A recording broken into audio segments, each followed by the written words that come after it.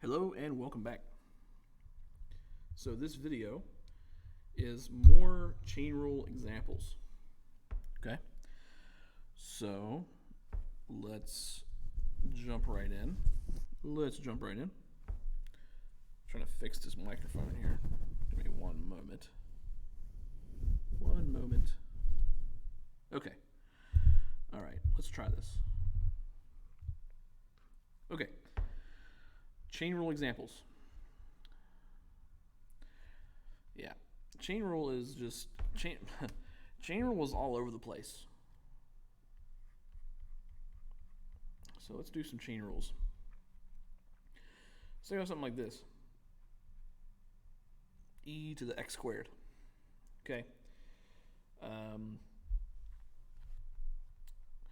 Let's see, for sort of a thorough understanding, we have two functions here. We have the exponential. We'll call this like function 1. And then we have function 2, which is x squared. Okay? Now, if we want, so there's f1, and f2.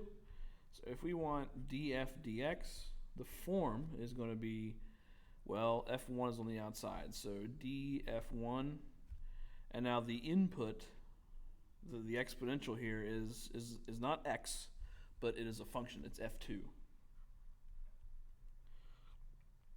And then we're going to do df2. We're going to move inside dx. Okay? And again, notice there's this sort of artificial cancellation going on here. Anyway, outermost function, that's the important thing. Is identifying the outermost function. Outermost function is the exponential. Okay? So if I take the derivative of any exponential is itself. I'm going to write the whole thing down again. There we go. Okay, there's the exponential part, handled. Now we move to the actual exponent. Okay? Multiply by its derivative. So the derivative of x squared, power rule, 2x. And then we can write it like this, 2x e to the power x squared. Okay? There's one example. Let's do a more complicated exponential example. So we have g of x is e to, you know what? Let me do this. Boom. Okay. E to the power cosine of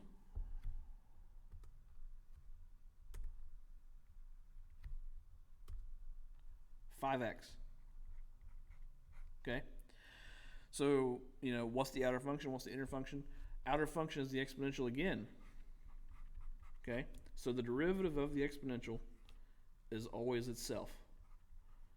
But then we go inside. So after here's the exponential part. The inside is the cosine part. Derivative of cosine is negative sine. And now the input of the cosine is not x, but it's 5x. So we have to use chain rule again. Okay? So now we've handled the exponential, done. We've handled the cosine, done. So now we go inside here, 5x. The derivative of 5x is just going to be 5. Okay? And so now we can just kind of, make this look a little prettier. Negative 5, then the exponential, and then the sine. Okay? So there's that. Let's do the other way around. Let's say we have, say h of x is the cosine of 5e to the 6x. Okay? So now the outermost function is no longer the exponential. The outermost function is the cosine. Okay? So what's the derivative of cosine? Negative sine. Keep the inside the same. You're going to hear me say that a lot. Keep the inside the same. Okay? Derivative of cosine is negative sine. Keep the inside the same. Then Move in. Move in. The derivative of 5e to the 6x. Well, the 5 is just a constant multiple, so we can just write down the 5. And then the derivative of the exponential is always itself. Always itself. Just write the whole thing down. Then move inside again. Because we don't have x here, we have 6x. Derivative of 6x is 6. Okay? So now, clean up, right? We have 5 times 6. 5 times 6 is 30. We have a negative sign here, so boom, negative 30. Let's see. Let's do the exponential. E to the power 6x, and then the sign. Sine of 5e to the 6x. Okay? So, there we go. A lot of examples. Let's do some more. Let's say we have some function, which we're going to call I. Let's say we have the natural log of sine squared of the cotangent of 4x. Okay? So the derivative of natural log is 1 over whatever's inside. So 1 over, and then just write down whatever's inside the natural log without even really thinking about it. I'm literally just copying down what I'm seeing inside the natural log. That's all I'm doing right now. So 1 over all that stuff, and then we move in. Okay? We move in, we have sine squared, and now we've talked about this one before in a previous video. The outermost function is not sine. The outermost function is the square. So that's like a sort of power rule thing, right? So we're going to take the 2. 2 is going to come down, and then the power is going to be reduced by 1. So we're going to have 2 sine to the power 1 of, and then keep the inside the same.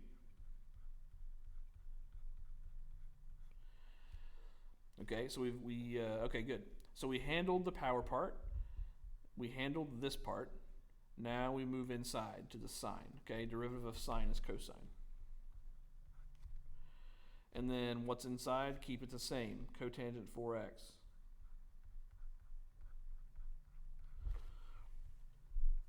And let me scroll. Okay. So yeah, so derivative of sine is cosine. Keep the inside the same. We've taken care of the sine part, now we move in. Derivative of cotangent, negative cosecant squared.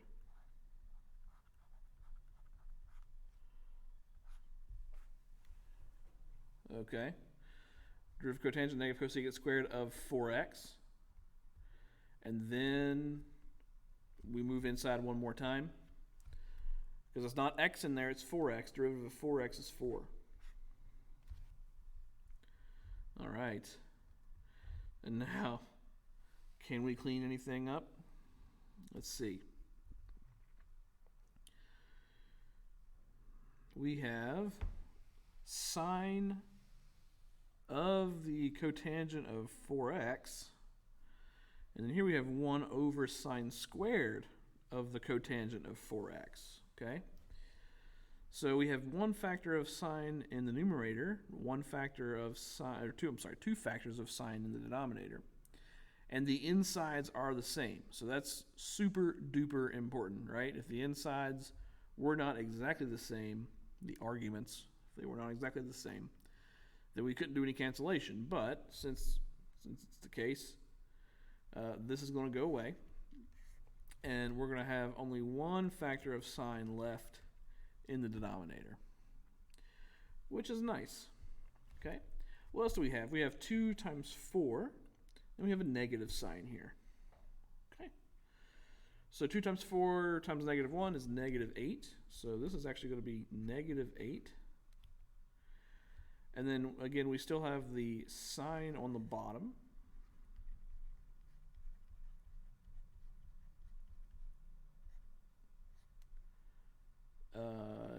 Yeah, like that. And then in the numerator, we're going to have the cosine of the cotangent of 4x